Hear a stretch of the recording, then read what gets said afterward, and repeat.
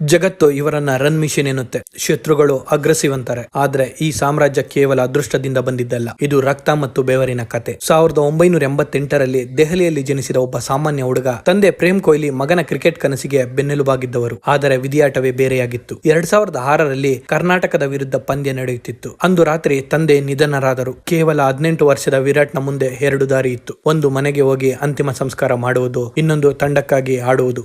Virat ಮೈದಾನಕ್ಕಿಳಿದರು. 90 run ಗಳಿಸಿ ತಂಡವನ್ನು ಸೋಲಿನಿಂದ ಉಳಿಸಿದರು. ಅಂದು ಅವರ ಕಣ್ಣಲ್ಲಿ ನೀರಿರಲಿಲ್ಲ, ಬದಲಾಗಿ ಅಪ್ಪನ ಕನಸನ್ನು ನನಸು ಮಾಡುವ ಕಿಚ್ಚಿತ್ತು. ಆ ಕಿಚ್ಚೆ ಇಂದಿನ ಕಿಂಗ್ ಕೊಹ್ಲಿ. ಅಂಡರ್-19 ವಿಶ್ವಕಪ್ ನಿಂದ ಹಿಡಿದು ಅಂತಾರಾಷ್ಟ್ರೀಯ ಕ್ರಿಕೆಟ್ ನಲ್ಲಿ 80ಕ್ಕೂ ಹೆಚ್ಚು ಶತಕಗಳು. ಸಚಿನ್ ತೆಂಡೂಲ್ಕರ್ ಅವರ ದಾಖಲೆಗಳನ್ನೇ ಸರಿಗಟ್ಟಿದ ಏಕೈಕ ವೀರ. ಫಿಟ್ನೆಸ್ ಅಂದ್ರೆ ಕೊಹ್ಲಿ, ಚೇಸಿಂಗ್ ಅಂದ್ರೆ ಅದು ವಿರಾಟ್. ಟೀಕೆಗಳು ಬಂದಾಗ ಬ್ಯಾಟ್ ಮೂಲಕವೇ ಉತ್ತರ ನೀಡುವವರು. ಇಂದು ಅವರು ಕೇವಲ ಒಬ್ಬ ಆಟಗಾರನಲ್ಲ, ಕೋಟ್ಯಾಂತರ ಯುವಕರಿಗೆ ಬದುಕುವ ಛಲ ಕಲಿಸಿಕೊಟ್ಟ ಧೀಮಂತ ನಾಯಕ. ವಿರಾಟ್ ಕೊಹ್ಲಿ ಅವರ ಈ ಹೋರಾಟದ ಹಾದಿ ನಿಮಗೆ ಇಷ್ಟ ಆಗಿದ್ರೆ ಲೈಕ್ ಮಾಡಿ ಮತ್ತು ಕಿಂಗ್ ಕೊಹ್ಲಿ ಎಂದು ಕಾಮೆಂಟ್ ಮಾಡಿ.